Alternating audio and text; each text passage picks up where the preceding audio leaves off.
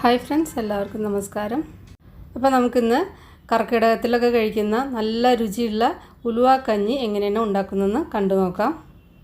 അപ്പോൾ റെസിപ്പിയിലോട്ട് കിടക്കുന്നതിൻ്റെ മുന്നേ നിങ്ങൾ ആദ്യമായിട്ടാണ് നമ്മുടെ ചാനൽ കാണുന്നതെങ്കിൽ ഒന്ന് സബ്സ്ക്രൈബ് ചെയ്യാനൊന്നും മറക്കണ്ട.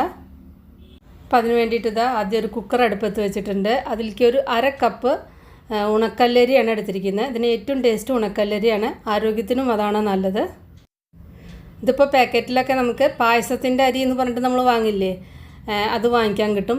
ഞാനിപ്പോൾ നിറവറയുടെ പായസത്തിൻ്റെ അരി വെച്ചിട്ടാണ് ഇതുണ്ടാക്കുന്നത്. അത് ഉണക്കല്ലരിയാണ്. ഇനി ഇതിലേക്ക് ഒരു 2 ടേബിൾ സ്പൂൺ നിറച്ചും ഉലുവ എടുത്തിട്ട് അത് നന്നായിട്ടൊന്ന് കഴുകിയതിൻ്റെ ശേഷം കുതിർത്തി വെച്ചതാണത്. അപ്പോൾ അതിൻ്റെ ആ വെള്ളം കളയരുത്, കുതിർത്തിയ വെള്ളം കൂടി ഇതിലേക്ക് ഒഴിക്കണം. ഞാനിപ്പോൾ ഈ ഉലുവ രാത്രി കുതിർത്താൻ വെച്ചായിരുന്നു. അരി കുതിർത്തി വെക്കേണ്ട ആവശ്യമില്ല. പിന്നെ നിങ്ങൾ ഡയബറ്റിക് പേഷ്യൻ്റൊക്കെ ആണെങ്കിൽ കുറച്ച് കൂടുതൽ ഉലുവ ഇതിലേക്ക് ചേർക്കാം. പിന്നെ ഞാൻ അതിലേക്ക് ഒരു 1/2 ടീസ്പൂൺ ചെറിയ ജീരകമാണ് ചേർക്കുന്നത്. ചെറിയ ജീരകത്തിൻ്റെ അളവ് നിങ്ങളുടെ ടേസ്റ്റിനനുസരിച്ച് കൂടുതലോ കുറവൊക്കെ ചേർക്കാം. പിന്നെ ഇതിലേക്ക് ഒരു നുള്ള് മഞ്ഞൾപ്പൊടി കൂടി ചേർത്തിട്ടുണ്ട്.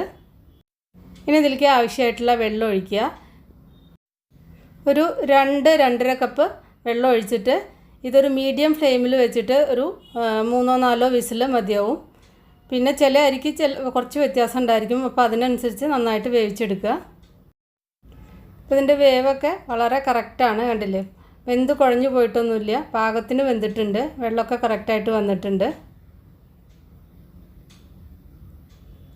ഇനി ഇതിലേക്ക് ആവശ്യത്തിന് നാളികേരപ്പാലാണ് ചേർക്കുന്നത്.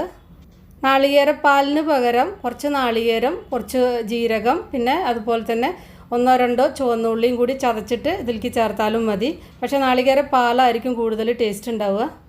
ഞാനിപ്പോൾ നാളികേരപ്പാലാണ് എടുത്തിരിക്കുന്നത് കേട്ടോ, അതാണ് ചേർക്കുന്നത്.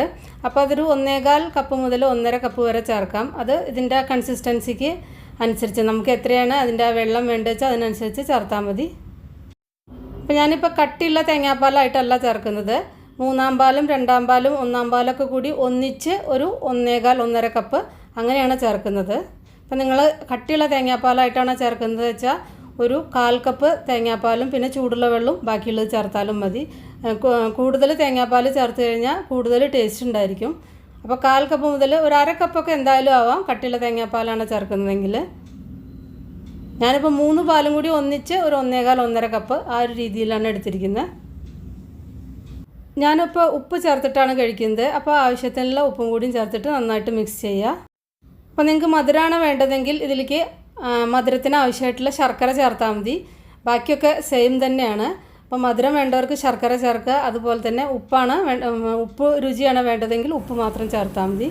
ഇനി ഇതിൽ ടേസ്റ്റ് കൂട്ടാൻ വേണ്ടിയിട്ട് ചെറിയ ഉള്ളി ഒന്ന് വറുത്തിടാം.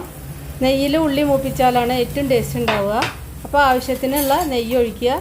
പിന്നെ അതിലേക്ക് ഒരു 5-6 ചുവന്നുള്ളി നന്നായിട്ട് ചെറുതായിട്ട് അരിഞ്ഞിട്ട് നന്നായിട്ട് ഫ്രൈ ചെയ്തെടുക്കുക. നല്ല ഗോൾഡൻ കളറിൽ ഫ്രൈ ചെയ്തെടുക്കുക, അതായത് മൂപ്പിച്ചെടുക്കുക. ഇതാ മൂപ്പിച്ചെടുത്തിട്ടുണ്ട്. അതിന് ഈ കറിയിലേക്ക് ഒഴിക്കുക. എന്നിട്ട് കുറച്ച് നേരം ഒന്ന് അടച്ചു വെക്കണം, അതിൻ്റെ ആ ഫ്ലേവറൊക്കെ ഒന്ന് പിടിക്കാൻ വേണ്ടിയിട്ട്. അപ്പോൾ നല്ല ടേസ്റ്റാണ് ഈ ഒരു കഞ്ഞി. അപ്പോൾ ബ്രേക്ക്ഫാസ്റ്റിൻ്റെ സമയത്തൊക്കെ കഴിക്കാൻ പറ്റിയ നല്ല രുചിയുള്ളൊരു കഞ്ഞിയാണ്. അപ്പോൾ നിങ്ങൾ ഉണ്ടാക്കി നോക്കിയിട്ട് നിങ്ങളുടെ ഫീഡ്ബാക്കൊക്കെ അറിയിക്കുക. ഇഷ്ടപ്പെട്ടാൽ ലൈക്ക് ചെയ്യാനും ഷെയർ ചെയ്യാനും കമൻറ്റ് ചെയ്യാനും ഫോളോ ചെയ്യാനൊന്നും മറക്കണ്ട. അപ്പോൾ നമുക്ക് വേറെ ഈസി റെസിപ്പി വീണ്ടും കാണാം. Thank you.